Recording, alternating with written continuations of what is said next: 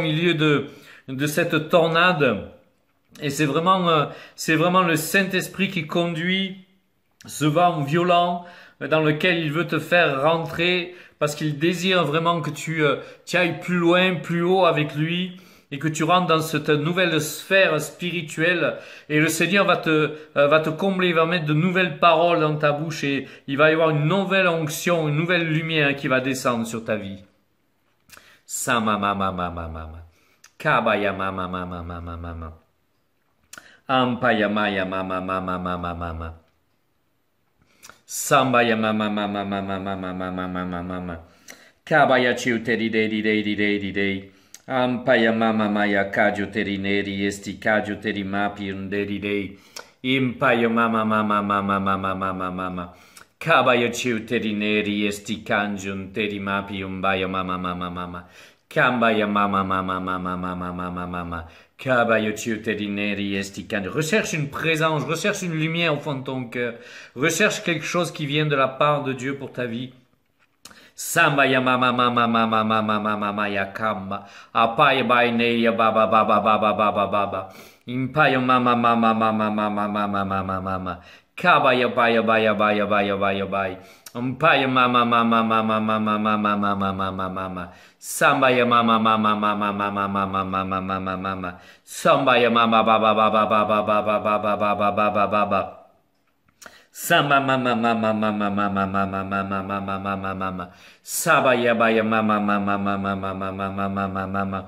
Kabaya maya maya maya maya maya maya maya maya maya maya maya maya. Samba mama mama. Christiane, moi je vois que tu es aux yeux de Dieu, tu viens juste de naître. Tu es un peu comme un poussin qui découvre la vie, qui découvre autour de lui le monde qui l'entoure, le monde spirituel, et je vois une croissance qui vient pour toi de la part de Dieu, et je te vois prendre ton envol comme un aigle, et c'est dans un domaine prophétique que le Seigneur t'appelle, et tu es encore en train de découvrir des choses, de connaître Dieu, et tu es dans ce temps de découvrement qui est là, mais le Seigneur va te faire croître vite et je vois tes plumes qui poussent d'une façon rapide et un vent qui se lève pour t'élever parce qu'il y a l'innocence du cœur en toi, il y a cette beauté du cœur qui est là et le Seigneur l'a vu, le Seigneur a écouté tes cris toutes ces années, tes désirs et c'est pour ça qu'il a fait fondre sur toi cette onction parce qu'il a vu ton cœur dans la durée du temps d'aimer,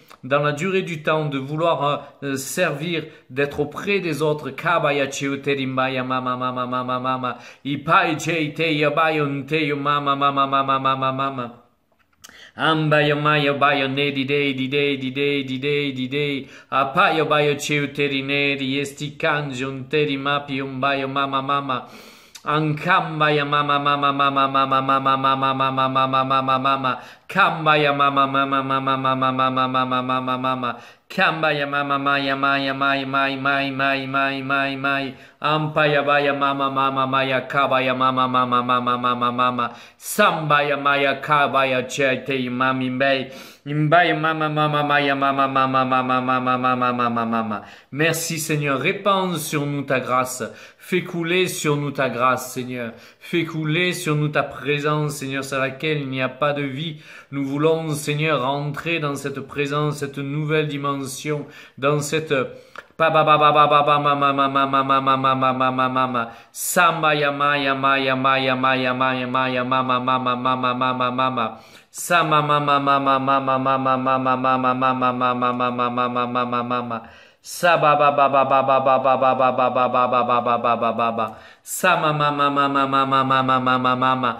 Kama ya maya maya maya maya maya maya maya maya maya. Sama mama maya mama mama mama mama mama mama mama. Rodolphe, je vois que le Seigneur veut te construire. C'est comme s'il te faisait goûter maintenant à du miel, où tu découvres des choses nouvelles, mais ce qu'il veut construire, c'est ton cœur, c'est le caractère. Ce qu'il veut construire en toi, c'est quelque chose qui va te mener encore plus loin. Tu pourrais rester à ce niveau où tu vas vivre dans l'émerveillement des guérisons et de ce en quoi Dieu te touche. Mais le Seigneur te dit, il y a un passage, il y a un chemin, il y a une porte encore à passer. Et cette porte-là, c'est dans la maturité de ton cœur, c'est dans la connaissance de Dieu, c'est dans sa présence, c'est ce qui va t'établir pour une longue durée, pour une course de longue haleine, pour une course de longue haleine.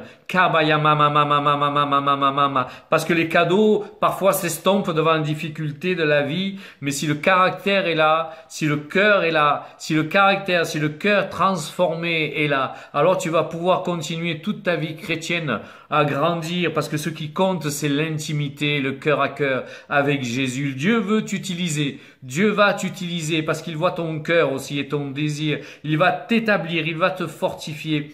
Dieu va faire cela pour ta vie. Kabaya nesti, kabaya mabaya, obaindei mapaya mbaya nelilei kambu, umbaya nedirei kamboya nedirei, umbaya maya mbaya mbaya mbaya mbaya mbamba. Ambaya mbaya nedirei kajuteri mama ya nelilei, obaya mayun dedidei kanjun teri mapindidi, lulei lei lei lei lei lei lei lei, obaya mayun genturineri apayun dedidei didei, obaya mayun bayo mama maya kanjun teri neri esti kanduridi, lulei kanjun teri neri esti kanjun teyu mabiodei, obaya mama maya kanjun bayo nelilei kambayo maba. Imbaya maya maya maya maya maya maya maya maya maya maya maya sombayo neli lei kambayo mbayo neli lei obayo mayo ndedi dei di dei di dei di dei di dei mbaya maya mbayo neli lei. Je vois quelqu'un sur un navire. Et ce navire, c'est comme ces voiliers d'antan où il y avait des corsaires. Et les corsaires étaient de ces personnes qui travaillaient pour un roi, mais dépouillaient d'autres royaumes. Et c'est comme si le Seigneur voulait dire, mais tu ne peux pas travailler pour deux royaumes. Et tu ne peux pas être dans deux royaumes à la fois. Et c'est comme si le Seigneur, je voyais un œil bandé de ce corsaire. Et c'est comme si le Seigneur disait, mais choisis la vie et ne choisis pas la mort. Et sois tout entier, sois tout entière pour moi. Parce que c'est là que tu vas marcher sur les chemins de vie et que la bénédiction t'attend. Ce n'est pas sur d'autres voies, sur d'autres chemins. Sabayama mama, laisse-toi pousser par le vent de l'Esprit Saint et n'essaie pas de maintenir un cap qui est le tien, mais laisse-toi, parce que je vois ce cap, cette barre, comme on appelait ça, cette grande roue qui servait à faire avancer le bateau, à changer le gouvernail. C'est comme si tout à coup il roulait d'une façon tellement rapide qu'il pouvait casser la main si on essayait de le retenir. Et c'est ce que demande le Saint-Esprit, de ne pas retenir la direction du voilier, mais laisser le Saint-Esprit, laisser le vent de Dieu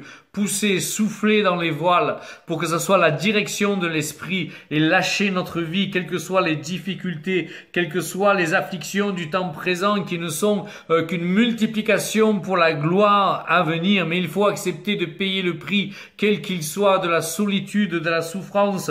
Il faut accepter le prix qu'il y a à payer pour toutes ces choses-là, parce qu'on ne peut pas recevoir la grâce et la bénédiction et en même temps vouloir marcher dans le monde. C'est impossible. C'est impossible de vouloir plaire à Dieu en marchant dans le monde. Et le Seigneur nous désire chacun d'entre nous totalement à lui. C'est cela la conversion, c'est cela la radicalité, cette même radicalité qu'avait Jésus et qu'il attend de nous. Parce que la gloire à venir est bien plus importante que tout ce que nous avons pensé, cru, imaginé. Et le Seigneur désire vraiment ancrer nos vies dans cette gloire, que nous soyons gloire, pas que nous recevions une gloire qui va s'estomper comme dans un vase fissuré où l'eau coule peu à peu, mais que nous soyons gloire, que sa présence soit tellement infinie sur nous, que son huile soit tellement en nous, que nous soyons tellement imbibés de cette huile, que partout nous allons aller, nous allons laisser tomber de cette huile au sol, dans tout ce que nous allons toucher,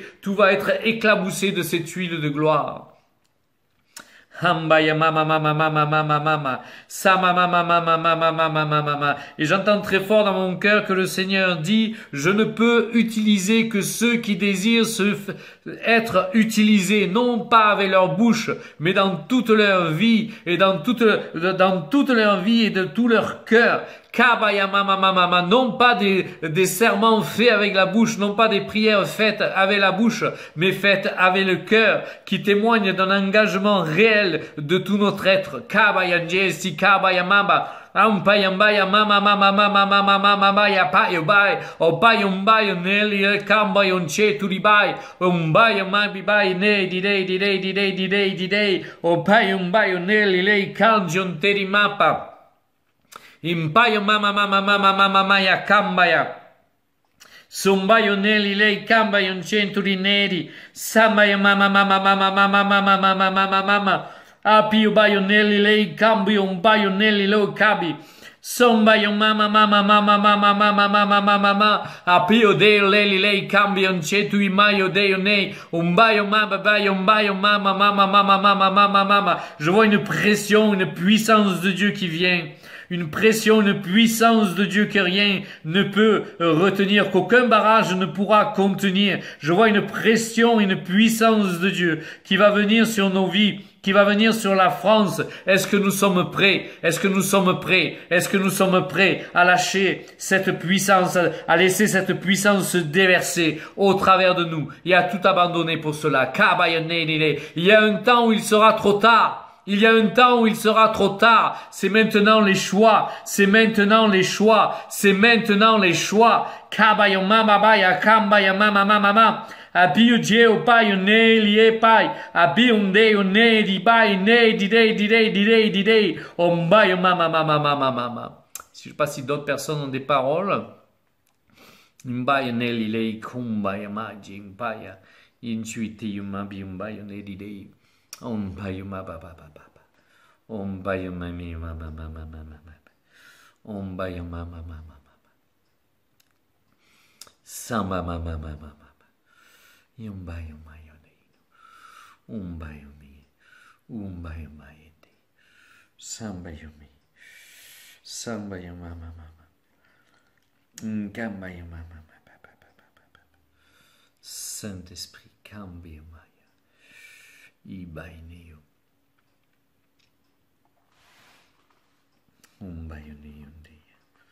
Saint-Esprit.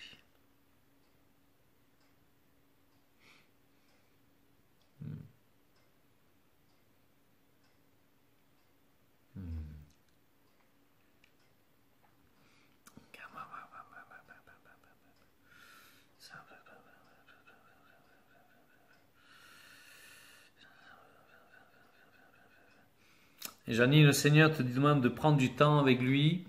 C'est comme je vois un agneau qui est posé sur tes genoux et tu caresses cet agneau et toute cette douceur, et toute cette douceur qui est là d'un agneau qui peut être attendrissante, c'est comme si elle se dépose sur toi.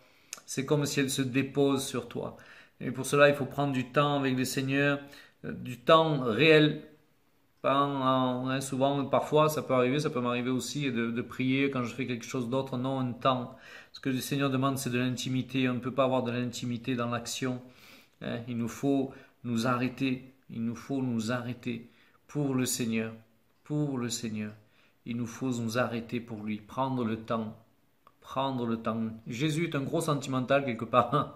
Quelque part, c'est un gros sentimental. Quelque part, c'est même pas du tout un. Quand il juge et prend des décisions, il les juge et il prend des décisions.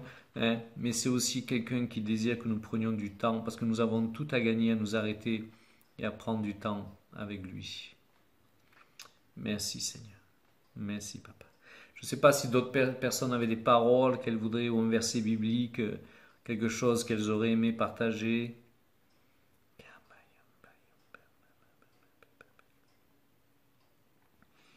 Bah, moi j'ai reçu quelque chose, mais c'est pas que pour point d'impact, mais je partage quand même. Et attends. C'est comme il y a le bruit des pompiers tout derrière moi, j'ai besoin de me concentrer. C'est un peu difficile parce que j'ai pas beaucoup dormi cette nuit. Mais voilà, donc j'entendais vraiment lève-toi comme un seul homme. Lève-toi comme un seul homme. En fait, le Seigneur appelle son Église à se lever comme un seul homme, de réaliser que c'est une armée, que ce n'est pas le temps des lamentations, de te lever et que je comprends que des fois tu te sens faible, etc. Mais lève-toi en fait. Et comme j'ai dit à mon serviteur Josué, lorsqu'il était fatigué, de se lever. Lève-toi et fortifie-toi, prends courage. Lève-toi comme un seul homme.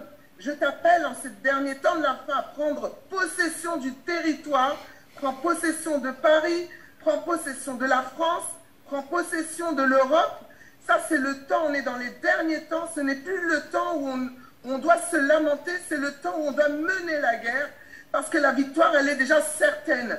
Mais la victoire, elle ne se fait qu'avec toi. Elle ne se fait qu'avec toi. Beaucoup prient en disant, oh Seigneur, donne-moi la victoire, etc. Ces choses-là, c'est à nous de les mener. Lui, il a fait son travail. Il a fait son travail. Et c'est à nous de faire notre travail. Et ce n'est pas dans les lamentations qu'on va y arriver. Donc, on doit se lever, prendre conscience qu'on est dans un temps de guerre et se lever en sachant que c'est la guerre. Dans la guerre, il y a des coups, il y a tout ça. Mais se lever, on est dans un temps de guerre et de mener cette guerre. Parce que ce n'est plus le temps des lamentations. C'est vraiment le temps d'être fort, de prendre courage et de mener la bataille jusqu'à la victoire. Amen. Mais ce n'est pas que pour point d'impact. C'est vraiment le Seigneur appelle son Église à pu être dans un temps d'attente et de lamentation. C'est un temps d'action et de guerre. Amen. Merci Daël. Moi je te confirme, hein, ma vie a commencé à changer quand je me suis mis en action pour le Seigneur. Les problèmes étaient toujours là, mais dans l'action, il y a une onction qui vient, hein, qui fait que les problèmes s'estompent. Hein. On n'a plus les yeux fixés sur le grain, hein, de sable qui nous paraît comme une montagne. Hein, et en même temps, Dieu nous renouvelle, hein, Dieu nous fait avancer. Et dans l'action, tu ne t'arrêtes plus avec le Saint-Esprit. Hein. Dans l'action, tu avances, bien sûr, avec Dieu et tu traverses. Et un jour, tu te retournes et tu te dis, mais ça fait des années, hein, j'ai avancé avec le Seigneur. Les problèmes se sont estompés sans même que je m'en aperçoive, hein, sont partis sans même que je m'en aperçoive, parce que j'ai regardé au but. Parce que j'ai regardé au but et j'ai fait ce pourquoi Dieu m'avait appelé. J'ai fait ce pourquoi Dieu m'avait appelé. Sinon, pas de possibilité de rentrer dans un quelconque appel, dans quelque chose, si tu es toujours fixé sur toi. Ce n'est pas possible. Ce n'est pas Dieu qui règne, c'est toi, c'est ton problème, c'est tes prières centrées toujours sur toi. Hein, il nous faut lever les yeux. Hein, ce que Dieu t'a dit, il va le réaliser, mais avec toi. Il va le réaliser, mais avec toi, pas sans toi. Hein, pas sans toi. Il va te pousser, mais si tu résistes, gentleman, Dieu se retire. Hein, il va chercher quelqu'un d'autre. On n'est pas indispensable, on est utile, mais pas indispensable. Si toi tu ne te lèves pas, il en trouvera un autre. Et souvent je dis pourquoi Dieu m'a utilisé là, parce que j'étais disponible, simplement. Ça aurait pu être n'importe qui d'autre, mais j'étais disponible. Et c'est pareil pour chacun d'entre nous. Tout à l'heure on prendra la Sainte Seine. Hein. Donc j'espère que vous avez prévu le pain et le vin pour tous ceux qui peuvent prendre la Sainte Seine. Hein, on va prendre ce temps ensemble, c'est important. Et justement, j'ai eu envie de parler de quelque chose. Alors, c'est un sujet, je crois que je n'en ai jamais parlé. On parle souvent de la vie, hein, Jésus est la vie. Hein, mais très peu de fois, on parle de la mort dans la Bible, qui pourtant est quelque chose qui est là, de bien présent dans la Bible, quelque chose qui est là, qui fait partie de notre vie. Hein, on est tous appelés un jour destinés à mourir. Hein, on est tous destinés à cela. Et alors parfois il y a des morts qui sont prématurées, j'allais dire. Ce n'est pas Dieu qui désirait cela, mais ce sont nos choix de vie qui ont amené notre vie à changer. Ce n'était pas le plan de Dieu. Ce n'était pas le plan de Dieu qui était là. On est appelé à plus avec Dieu et parfois Dieu a vraiment des desseins et des élans pour nous incroyables d'amour où il veut nous propulser dans une vie, une abondance qu'il a pour nous faire rentrer à nouveau dans ce jardin d'Éden hein, dans lequel on est sorti, hein, dans lequel nos pères malheureusement nous ont fait sortir, Adam et Ève nous ont fait sortir et lui veut nous propulser à l'intérieur de cette vie et malheureusement parfois nos décisions nous font en fait qu'on stagne dans un lieu, dans un lieu d'oubli on va dire, dans un lieu où malheureusement d'oubli, non pas que Dieu nous a oubliés, mais c'est nous qui avons oublié Dieu. Faut pas inverser les choses, Dieu ne nous oublie jamais. Et puis on s'aperçoit dans la Bible qu'il y en a qui sont rentrés dans une vie incroyable, et quand on voit Enoch, Dieu l'a pris. Donc il n'a pas connu cette première mort que nous devons connaître nous aussi, cette première mort qui est là, ou la mort physique. mais il est rentré directement dans la vie. Alors vous savez que, pour ceux qui ont suivi, pour ceux qui connaissent donc les temps de la fin, vous savez qu'il y aura une première mort, puis pour ceux qui ne sont pas avec le Seigneur, qui ont perdu leur salut ou qui n'ont jamais eu le salut, eh bien il y aura cette deuxième mort, qui est le fait de rentrer dans l'abîme, de tomber dans l'abîme. Après un jugement. Mais nous, heureusement, merci Seigneur, les chrétiens ne seront pas jugés. Il n'y a pas de jugement pour ceux qui sont avec le Seigneur. Il y aura une évaluation de notre vie par rapport à ce que nous avons vécu, de la façon dont nous avons obéi, avec des couronnes, des dons, des lots que Dieu va nous donner, beaucoup de couronnes. Alors il y en a qui auront une couronne, d'autres qui auront une pile de couronnes. Je sais pas comment on va marcher, il faudra tenir l'équilibre avec tout ça sur la tête. Mais en tout cas, Dieu va nous récompenser. Dieu est un Dieu de récompense. On ne travaille pas pour des récompenses. On n'est pas là pour dire tiens j'ai fait ça, avoir sa liste. Tu as vu Seigneur, aujourd'hui j'ai fait une bonne action, j'attends la récompense. Ce n'est pas ça du tout. On fait ça de cœur avec Dieu. Lui voit notre cœur et Dieu récompense selon nos œuvres, nos paroles, nos pensées. Alors bien sûr tout ça, ça amène à la sanctification. On n'est pas sanctifié du jour au lendemain, même si on reçoit le Saint-Esprit. Il y a une marche qui se fait dans l'obéissance, et c'est ce qui nous entraîne à cette vie. Et plus tu vas marcher dans l'obéissance, dans la volonté de Dieu, bien sûr, plus l'action de l'Esprit en toi va agir. On va être comme des vases, comme des canaux purifiés, où le Saint-Esprit va pouvoir couler. Et parfois, on a l'impression que ça tarde. Mais quelqu'un disait, plus les fondations du bâtiment sont profondes, plus le bâtiment sera haut. Et c'est une bonne image. C'est une bonne image. Et puis, un jour, je parlais avec quelqu'un en Espagne qui me disait, quand on a commencé à construire l'œuvre, il me dit, tout le monde voit les fondations du bâtiment, tout le monde regarde d'un air désintéressé, personne ne veut voir. Et puis maintenant qu'il a 30 églises où il y a à peu près 800 personnes dans chaque église, alors tout le monde est ébloui par la hauteur du bâtiment et par toute l'œuvre que Dieu a permis à cet homme de lever. À travers toute l'Espagne, à travers des pays sud-américains. Et maintenant, les églises demandent à venir se rajouter à son église. Donc, un ministère apostolique très grand. Mais parce que il a construit avec Dieu. Dans des fondements, dans des bases solides, en profondeur, il s'est laissé construire. Il a été le béton. Je ne sais pas si vous avez assisté déjà à des travaux. Tu mets le béton dans la bétonnière, l'eau, les graviers, tu laisses tourner. Ça dure parfois longtemps. Mais il y a besoin de ce malaxage pour faire un bon béton. Une œuvre qui va durer longtemps. Et parfois, notre chair veut que du jour au lendemain, voilà, nous soyons prêts pour l'édifice. Mais c'est pas comme ça que ça marche avec Dieu. Parfois, il a besoin de ralentir encore ces impulsions que l'on a de vouloir le servir trop tôt. Alors bien sûr, il nous donne des miettes. Moi, je dis c'est des miettes parce que on vit des choses extraordinaires des fois, mais il y a le plus de Dieu qui arrive quand vraiment on est prêt, qu'il nous a stabilisés dans nos émotions, quand il a réussi à faire mourir notre chair avec nous. Et quand on a dit enfin Seigneur, c'est toi qui es au contrôle de tout. Quand il a enlevé tout le levain de la pâte, de cette pâte qui allait se lever d'une manière un peu hétéroclite, quand que vraiment le pain est bien droit, qu'il n'y a plus de levain. Et vous savez que dans la Bible, le levain, c'est un signe d'impureté. On parle du levain des pharisiens. Car le Seigneur a réussi à faire tout ce travail en nous. Alors, vraiment, on peut rentrer dans une destinée, dans cette destinée qu'il a pour nous. Ça prend du temps parfois, mais j'aimerais dire quelque part, c'est mon point de vue, que dans la destinée, il y a des destinées. C'est-à-dire que il nous a appelés à une destinée, quelque chose de grand, d'incommensurable pour nous, qu'on se sent écrasé si Dieu nous mettait tout en face.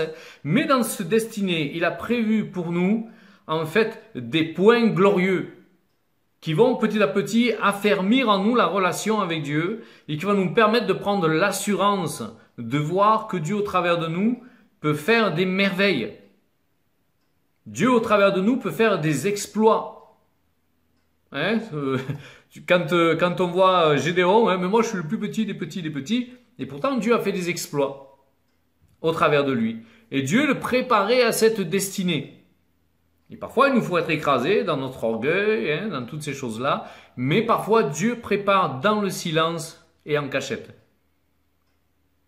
Et on se sent parfois désœuvré, déstabilisé, je fais rien pour Dieu, j'avance pas avec Dieu, mais ça c'est ton cœur qui parle dans ton désir de le suivre, hein. Mais Dieu a des plans glorieux pour ta vie.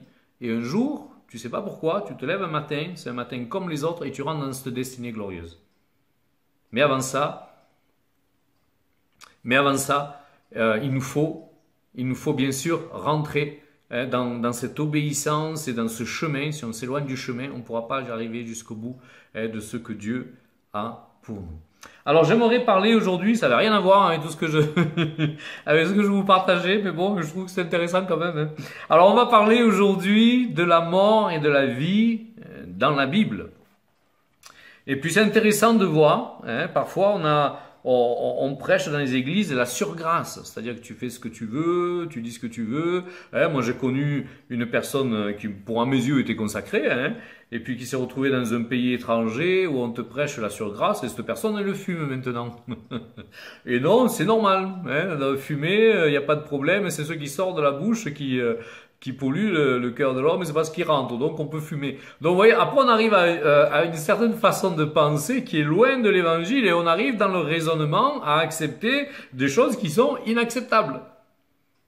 C'est pour ça qu'il nous faut changer de culture, et avoir vraiment la culture de l'excellence dans le royaume. Alors il y a pour des cultures c'est plus ou moins facile, hein, si vous prenez les Coréens, j'ai d'innombrables amis coréens, j'ai fréquenté une église coréenne pendant des mois, ils ont un sens de l'honneur et de la fidélité que j'ai jamais vu dans une autre culture. D'une façon, ils sont incroyables. Moi j'étais maintes fois interpellé par ce sens de l'honneur. Donc pour eux, rentrer dans l'honneur avec Dieu, c'est quelque chose de naturel. Quand on vient d'une culture et d'un milieu familial où il n'y a pas cet honneur, où ça a été que des irrespects, des abus toute ta vie, c'est difficile de ne pas retransmettre cela. Hein, donc on peut parfois céder à un évangile qui n'est pas celui du Seigneur. Comme je disais, tu peux fumer, il n'y a aucun péché derrière la cigarette, alors que la cigarette est un esprit. Hein, moi, le premier esprit que j'ai été libéré, c'est celui de la cigarette. Donc il nous faut vraiment rentrer dans cette culture de la vérité et rentrer dans cette vie dans laquelle le Seigneur veut nous faire rentrer. Alors, dès les premiers versets de la Bible, c'est ça qui est incroyable dans la Bible, hein, c'est que dès les premiers versets de la Bible, on s'aperçoit que le péché entraîne à la mort. Hein, c'est une conséquence de la séparation avec Dieu. Parce que Dieu est la vie. Et on s'aperçoit, hein, quand Adam et Ève mangent le fruit défendu, dans Genèse 2, 17, qu'il y a des conséquences. Tu retourneras à la poussière. Ça, c'est Genèse 3, 19. Il n'était pas prévu dans le plan de Dieu qu'Adam et Ève retournent à la poussière.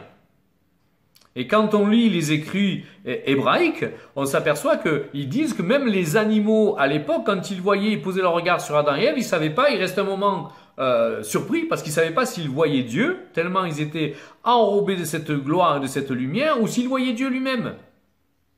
On a du mal à s'imaginer une telle gloire, que Dieu puisse déverser autant de gloire, autant de beauté, autant d'amour, hein, sur des simples êtres, voilà, je vais dire humains. Hein, mais l'homme et la femme n'étaient pas appelés à retourner à la poussière. Une des conséquences du péché de la mort, c'est que nous retournons, et nous avons hérité de cela. Un jour, nous retournerons à la poussière. Notre première mort, nous mourrons et nous serons enterrés. Hein, je crois, hein, à moins qu'on soit jeté dans un fleuve ou je sais pas quoi, mais en tout cas, on retournera donc à la poussière. Et cette conséquence, en fait, se répand, cette conséquence de mort, hein, se répand sur tous les hommes et sur toute la création. C'est la création entière qui vacille. C'est la création entière qui vacille. Hein, la mort rentre absolument dans le monde. Et je pense que ça a dû être quelque chose d'incroyable, et cette mort rentre. Hein, c'est là où on voit avec Sarah la première stérilité. C'est là où on voit des choses qui n'auraient jamais dû être faites. Et donc dans Romains 5,12, il est dit « Par un seul homme, le péché est entré dans le monde, et par le péché, la mort. Et qu'ainsi la mort s'est étendue sur tous les hommes. » La mort s'est étendue. Hein, quand tu nais déjà, tu es appelé à mourir. Hein, quand on tape sur les petites fesses, là, quand tu nais, tu commences à pleurer, mais déjà, tu sais que tu t'approches de la tombe. Hein. Ma mère, je me souviens, quand elle avait un certain âge, elle disait, ah, mais moi, je suis plus près du tombeau que du berceau. Hein, elle disait en riant. Hein. Donc voilà, donc on est tous appelés à mourir. Hein. C'est notre destinée du fait du péché, hein, qui nous a submergés par le péché d'Adam et Ève. Et donc on sait que le péché, hein, bien sûr, d'Adam et Ève nous touche nous, et que notre propre péché, bien sûr, touchera nos enfants. Donc, le gage pour nous, si on est conscient de tout cela, et si vraiment on a assimilé tout cela, de marcher en sainteté pour ne pas transmettre ce que nous, on pourrait emporter en plus, hein, déjà au péché originel que nous avons, hein, à nos enfants. Donc c'est pour nous un gage de connaissance, mais aussi surtout une responsabilité que nous portons, peut-être bien plus que les gens qui ne connaissent pas Dieu et qui ne savent pas qu'on va transmettre de mauvaises choses dans notre lignée, donc à nos enfants. Donc on est un canal, on est un canal pour nos enfants, soit un canal de bénédiction, soit un canal de malédiction pour nos enfants, et en sachant aussi que cela peut altérer non seulement notre appel, mais aussi l'appel des enfants. Je vous ai déjà raconté, moi j'ai connu, je ne dirais pas une quantité, je n'en ai pas connu 50, mais de gens qui avaient des appels extraordinaires, qui étaient même dans le ministère et qui ont tout perdu. Qui ont tout perdu. J'ai connu un pasteur qui avait un appel extraordinaire vraiment dans toute l'Afrique. Et d'autres apôtres me disaient, nous avons assisté à ces réunions, c'était quelque chose de glorieux. On n'avait jamais vu ça, des stades entiers, des miracles en veux-tu en voilà. Des gens même devant la télévision qui suivaient ça, qui étaient guéris. Voilà, des choses. Et ce gars est tombé. Il a perdu son appel et je l'ai retrouvé dans une petite église de 25 personnes, de 30 personnes, dans une petite ville du sud, là, où il y avait son mur placardé de lettres écrites par des chefs de gouvernement de toute l'Afrique en disant, dans votre passage, lorsque vous êtes passé, il y a même l'économie du pays qui a changé, pour vous dire le réveil.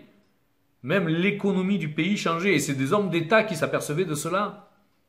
C'est même pas des statistiques chrétiennes. Eh bien, ces hommes ont tout perdu. Donc, veillons à notre salut, et veillons, je me mets moi aussi à veiller dans des choix que je fais. Non, ça là je vais pas, là, non, parce qu'il nous faut veiller. C'est pas un acquis. On peut tout perdre. On peut tout perdre par des mauvais choix. Alors, restons en paix, ne vivons pas non plus. Vis dans ta relation avec Dieu. Écoute le Saint-Esprit, ce qu'il te dit dans tes choix, pour marcher toujours dans la volonté du Seigneur Jésus. Alors, la mort dans l'Ancien Testament est souvent une manifestation du gouvernement ou du jugement de Dieu. Quand on lit les passages, on s'aperçoit que Dieu tue un tel, Dieu, voilà. Mais en fait, Dieu ne tue pas lui-même. Il y a un jugement qui vient parce que toi, tu t'éloignes. Et comme toi, tu t'éloignes de Dieu, tu ouvres la porte à des puissances de ténèbres. Mais c'est pas parce que Dieu a voulu. C'est parce que c'est ton choix. Comment Dieu va abandonner son enfant? Quand on voit l'histoire des serpents dans le désert, c'est pas Dieu envoya les serpents, comme je le disais une fois, mais c'est Dieu laissa venir. Tu t'éloignes, tu as choisi le mal, je laisse venir. Puisque tu me refuses, je m'éloigne. Et je laisse venir parce que c'est ton comportement en fait qui fait que tu attires à toi, ces jugements. Et donc Dieu, on s'aperçoit qu'il accorde de longs jours à ceux qui l'approuvent, leur conduite, et inversement. Donc soit Dieu approuve et tu t'aperçois que tu as des bénédictions et Dieu approuve ton comportement, soit en fait Dieu retranche, il laisse faire. Tu perds la bénédiction. Moi je me souviens, je crois qu'on m'a prophétisé 3 fois dans des années différentes, que Dieu rallongeait les jours de ma vie. Oh, moi j'aimerais bien au ciel. Il y a des fois, on te dit on vit pour le ciel et puis on te dit non mais Dieu rallonge encore les jours de ta vie. Je dis bon, tu es obligé d'accepter, qu'est-ce que tu veux faire Donc tu continues, mais on a tous le désir d'aller au ciel. Qui sait ici que si on claquerait des doigts on n'irait pas au ciel? Alors bien sûr si on a des enfants, tout ça c'est autre chose, mais on a tous envie de voir le ciel et de vivre plus étroitement avec Dieu, il me semble. Alors on va voir qu'il y a un commandement dans la loi dans Exode 22. Exode 22. Honore ton père et ta mère afin que tes jours se prolongent dans le pays que l'Éternel, ton Dieu, te donne. Donc on s'aperçoit qu'il y a une bénédiction qui est là. Pour Dieu, c'est une bénédiction qui t'accorde quand tu es sur cette terre. Et ce passage est repris dans Éphésiens 6, 3. Dans Proverbes 3, 1, 2, mon fils, n'oublie pas mes enseignements, que ton cœur garde mes préceptes, car ils prolongeront les jours et les années de ta vie, et ils augmenteront ta paix. Donc le contraire est aussi vrai. Bien sûr, donc tu peux raccourcir ta vie et tu peux raccourcir la paix de ta vie. C'est-à-dire tu prends des voies où tu vas vivre une vie, et si tu restes encore 30 ans de vie à vivre, ce ne sera pas une vie dans la paix. On a tous envie d'être en paix. On n'a pas envie de se jeter dans la gueule du lion. On a tous envie d'être en paix. Donc ce passage, mon fils, n'oublie pas mes enseignements et que ton cœur garde mes préceptes, car ils prolongeront les jours et les années de ta vie, et ils augmenteront ta paix. Et on s'aperçoit qu'il y a des personnages dans la Bible, comme Abraham, Isaac, Job, où il dit il meurt âgé, rassasié de jours. C'est-à-dire que tu ne pouvais pas en rajouter un de plus. Il était rassasié de jours. Et donc il y a une bénédiction qui suit, bien sûr, ceux qui gardent les enseignements du Seigneur. Dans Proverbes 10, 27, la crainte de l'Éternel augmente les jours, mais les années des méchants sont abrégées. La crainte de l'Éternel augmente les jours, mais les années des méchants sont abrégées. On va prendre notre passage dans Jérémie 28, 15, 16. Alors c'est quand même un passage extraordinaire, je trouve. Jérémie le prophète dit à Anania le prophète. Donc c'est un prophète qui parle à un prophète. On ne parle pas ici d'un faux prophète. On ne parle pas de quelqu'un qui s'est institué prophète pour manipuler les foules, tirer un quelconque bénéfice. Donc Jérémie 28, 15, 16. Donc Jérémie le prophète dit à Anania, le prophète, écoute Anania, l'Éternel ne t'a pas envoyé et tu inspires à ce peuple une fausse confiance.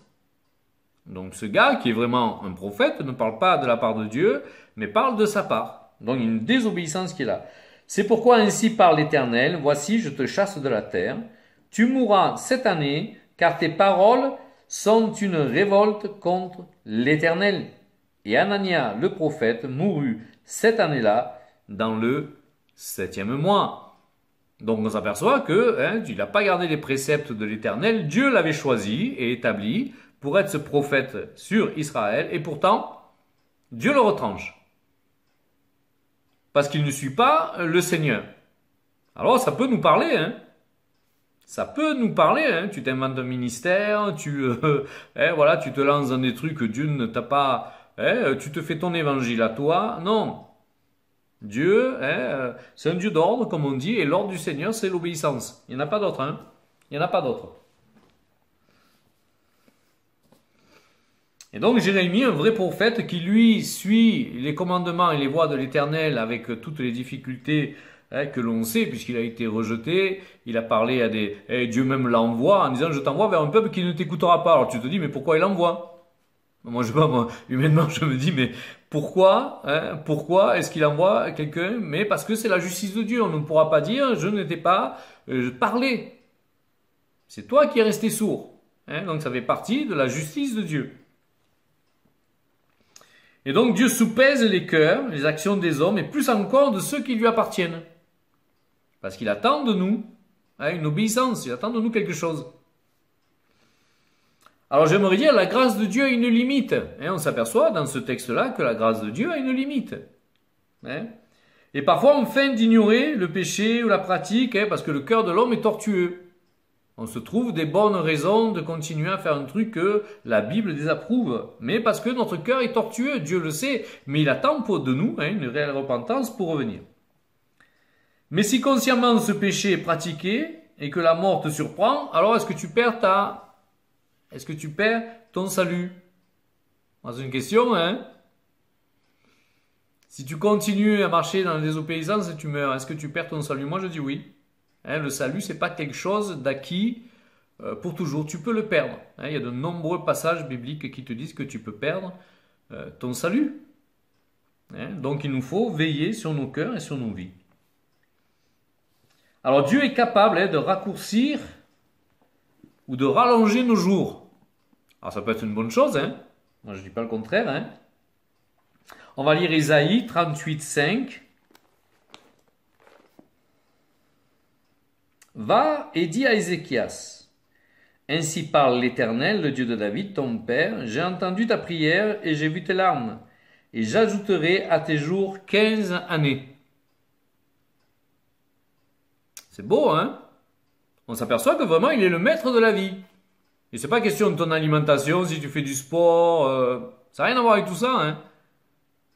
Dieu peut te rallonger ta vie. Pour X raisons, simplement parfois, hein, parce que dans sa bonté, tu n'as pas pu vivre tout ce que tu as à vivre sur terre, hein, parce que Dieu, pour Dieu, c'est une bénédiction que tu sois sur terre. Hein. C'est pas une malédiction. Hein. Pire que l'enfer, tiens la terre, on va l'envoyer sur la terre. Non, pas du tout. Hein. Ça n'a rien à voir avec ça. C'est une bénédiction pour Dieu. Il nous faut vivre notre temps sur cette terre comme une bénédiction et profiter de ces jours pour pouvoir accomplir ce que le Seigneur a pour nous sur cette terre. Alors, on va voir maintenant dans le Nouveau Testament. Alors, on peut dire, il y a l'ancien Dieu, le Dieu juge, qui est là avec une sévérité, et qui ne laisse rien passer. Et maintenant, le Nouveau Testament, où tout est permis. On peut faire absolument tout ce qu'on veut. C'est la grâce, Dieu patientera. On aimerait bien que ce soit comme ça des fois. Mais non, Dieu, quand il te dit quelque chose, moi, il m'est arrivé de vivre dans le péché, je ne le savais pas. Quand on m'a dit, là, ça va pas, il a fallu que je change. Et tu ne discutes pas, tu avances. C'est Dieu avant toute chose, avant ta vie, ta misérable vie, j'allais dire, parce que du jour au lendemain, tu es poussière. Donc dans le Nouveau Testament, est-ce que ça se passe comme ça? C'est une bonne question. Il y a un jugement après la mort. Pour celui qui croit en Jésus. Donc je veux dire que c'est un jugement, donc, comme je le disais, sur nos bonnes actions. C'est pas un jugement sur le péché, tu es sauvé. Ceux qui sont sauvés, il n'y en a plus de jugement qui sont en lui. Et donc, il y a un jugement qui est là. On va voir prendre certains passages.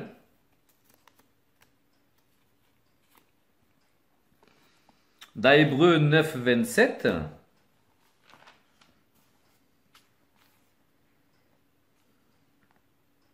Et comme il est réservé aux hommes de mourir une seule fois, après quoi vient le jugement.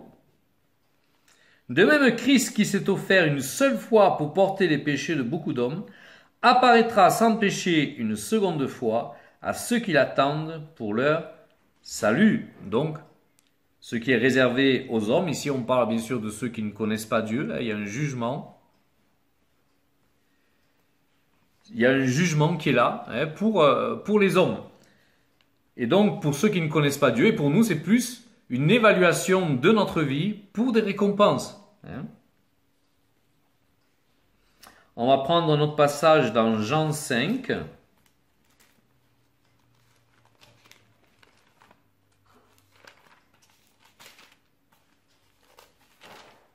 Alors, notre passage en Jean 5, 24.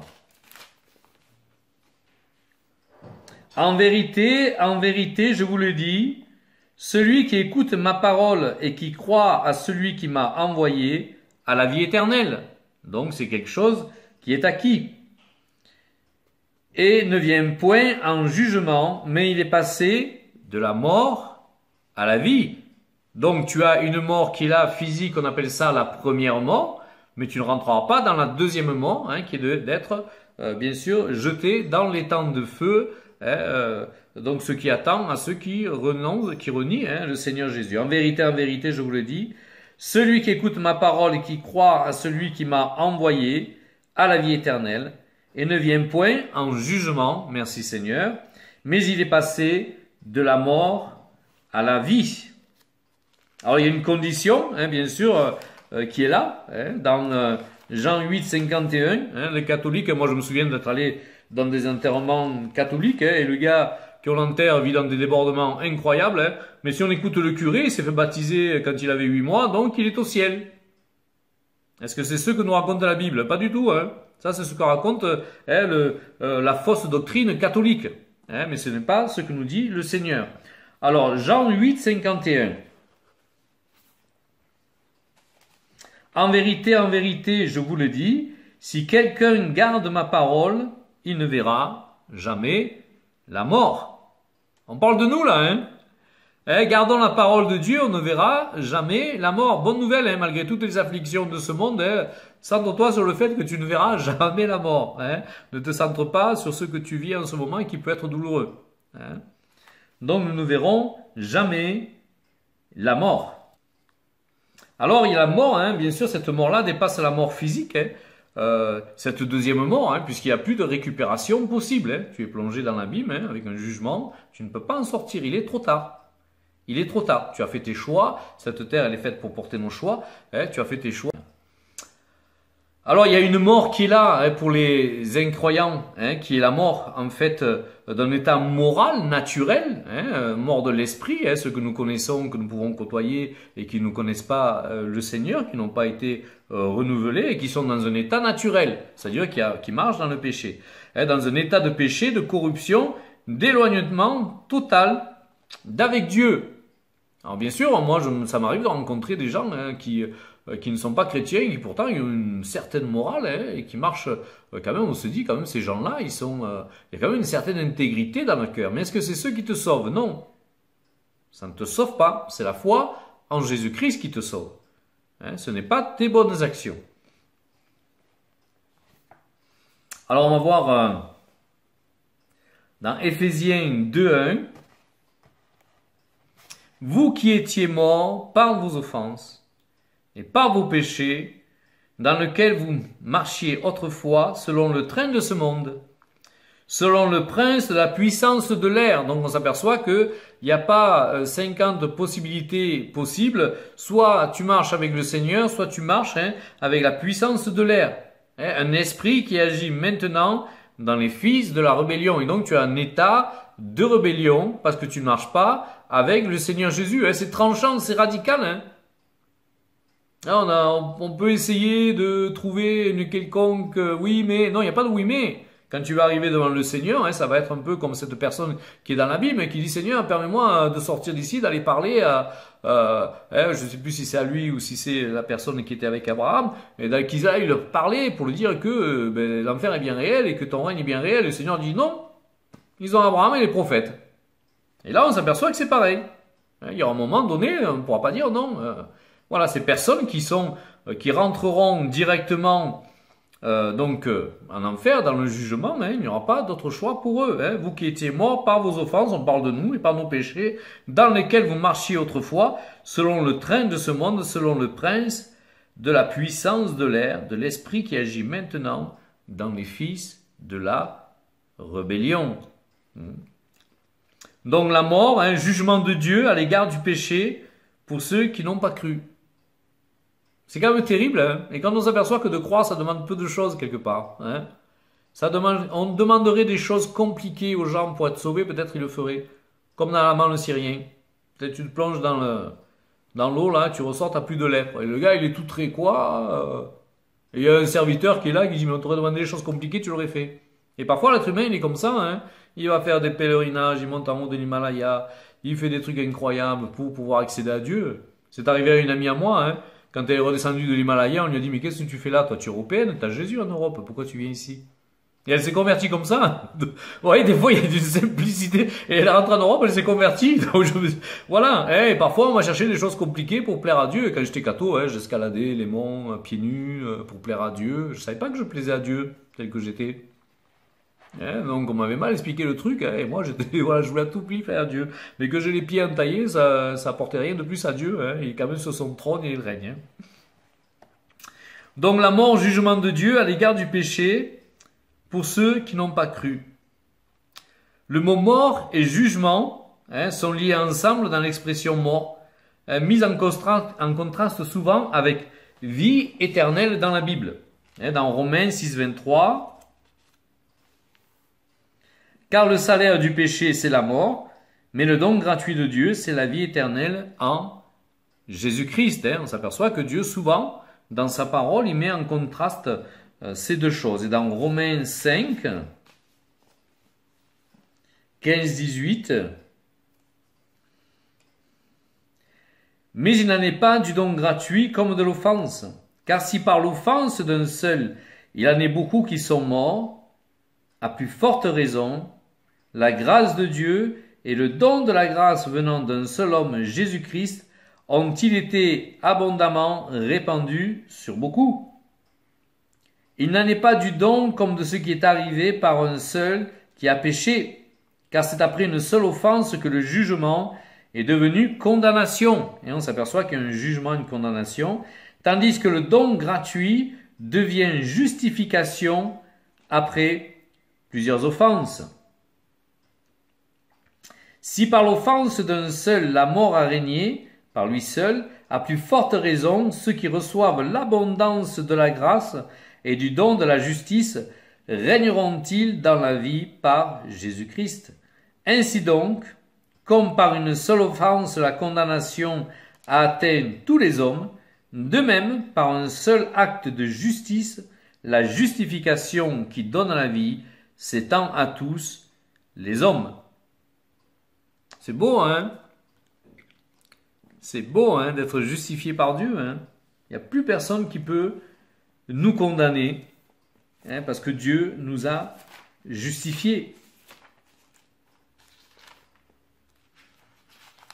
Jean 5, 24. Je vous le dis, en vérité, je vous le dis, celui qui écoute ma parole et qui croit à celui qui m'a envoyé, alors le verbe écoute, hein, ça veut dire aussi mettre en pratique, hein, a la vie éternelle et ne vient point en jugement, mais il est passé de la mort à la vie. C'est magnifique, hein? En vérité, je vous le dis, celui qui écoute ma parole et qui croit à celui qui m'a envoyé, a la vie éternelle et ne vient point en jugement, mais il est passé de la mort à la vie. C'est aussi facile que ça. Moi, je trouve ça extraordinaire que Dieu se soit abaissé de telle façon qu'il puisse nous faire rentrer dans son royaume. Avec une facilité, juste un oui sincère du cœur et un désir sincère de marcher avec lui. Apocalypse 20, 14.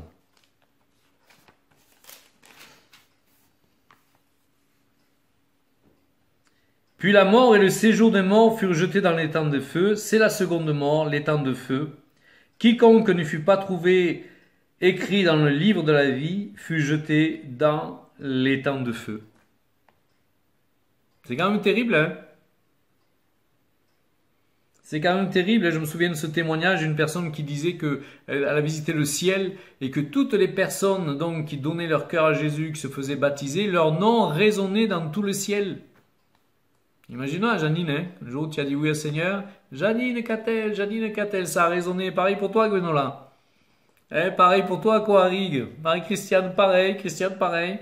Daël, pareil. Rodolphe, pareil. Sabrina, pareil. Aurélia, Jessica, tout le monde. Puis moi, notre nom a résonné dans le ciel. Alors imaginez-vous, hein, si vous avez des personnes de votre famille qui sont déjà là, elles ont entendu votre nom qui est résonné. Hein. Bon, on a du mal à s'imaginer tout ça, hein. Mais je trouve que c'est glorieux, c'est beau. Hein, ça aurait pu être d'une indifférence totale. Non, c'est tellement beau et glorieux que ça résonne dans le ciel. Moi, je suis merveilleux. Dieu m'émerveille. Dieu m'émerveille, il est tellement incroyable. Hein. Et Dieu veut bien sûr sauver encore de la mort aujourd'hui. Hein. Ça ne s'est pas arrêté avec nous. Hein, ça ne s'est pas arrêté il y a 2000 ans. Hein, donc il y a ce passage que tout le monde connaît. Par cœur, je dirais, qui est quasiment dans toutes les salles de réunion, hein, souvent. Hein. Jean 3,16. Hein. Car Dieu a tant aimé le monde qu'il a donné son Fils unique, afin que quiconque croit en lui ne périsse point, mais qu'ils aient la vie éternelle. Merci Seigneur. Alors Dieu a connu la mort, Jésus a connu la mort, il fallait qu'il connaisse la mort.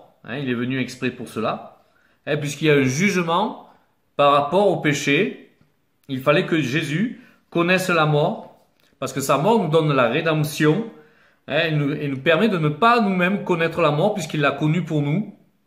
Hein, on ne descendra pas donc aux enfers, donc il fallait absolument que Jésus connaisse la mort. Et dans les épîtres, hein, on nous enseigne dans Romains 5:8 hein, que Christ est mort pour nous. Christ est mort pour nous.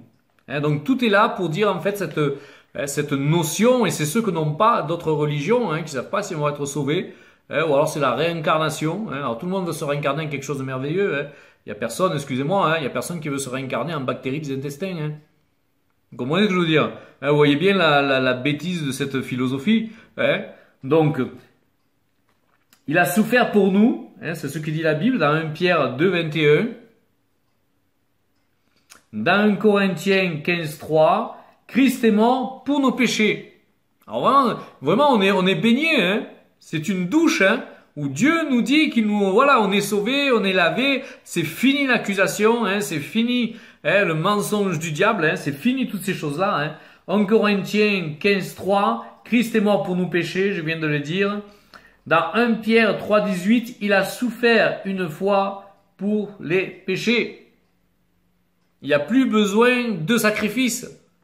Il a souffert une fois. On n'a pas besoin d'aller faire à nouveau des sacrifices, d'aller égorger un poulet ou regarde Dieu maintenant purifie-moi de mes péchés. Non, il a souffert une fois pour toutes à nous de prendre ce pardon quand nous péchons.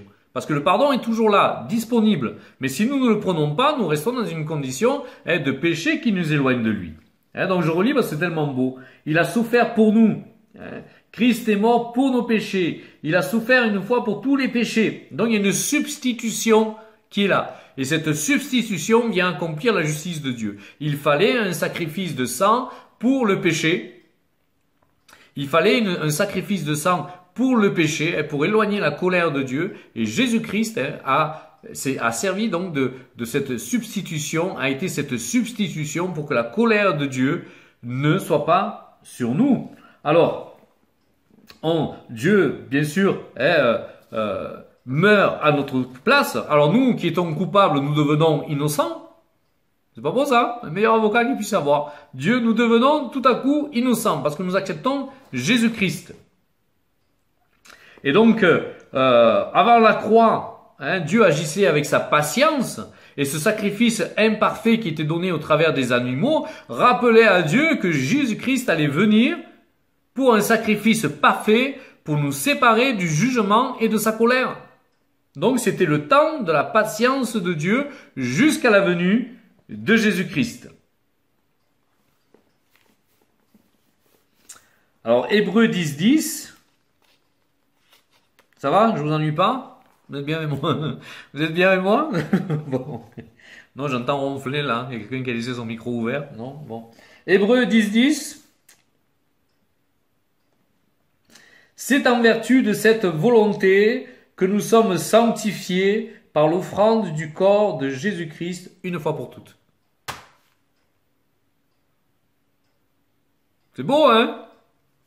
Rappelez-vous, je vous ai raconté que j'ai rencontré ce gars qui poussait sa petite charrette avec ses deux chiens, là, qui est un sans-abri, hein? Mais alors d'une propreté, d'une dignité sur lui. Oh, bonjour, je suis Jean-Paul, bonjour, je suis le prophète de l'Éternel. Oh, le gars, ça y est, un fusible qui a lâché, quoi. Non, pas du tout, hein? Il savait qui il était, quoi. Hein. Et c'est pas sa condition humaine, hein, son petit chariot avec ses deux petits chiens qui étaient là, qui faisaient de lui un misérable. Hein. Quand tu es misérable, c'est là. Hein. Et lui, il était plein d'honneur. Hein.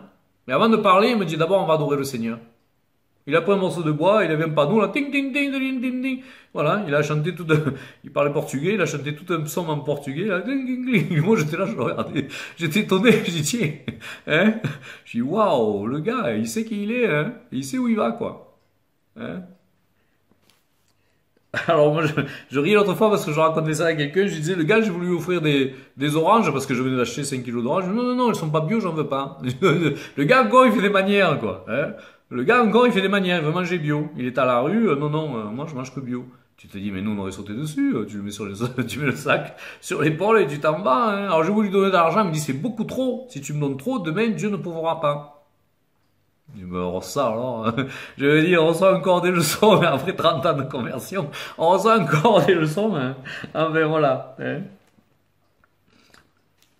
Alors, il n'y a pas d'autre base, d'autres colonnes, d'autres fondements hein, dans la vie du chrétien. Hein. Donc, que ce sacrifice de Jésus-Christ pour nous. Il n'y a pas d'autre base.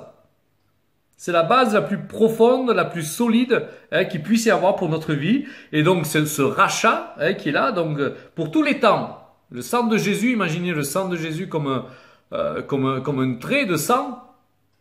Hein, déjà immolé depuis la fondation du monde, hein, et qui est là depuis la fondation du monde et qui couvre tout l'espace-temps,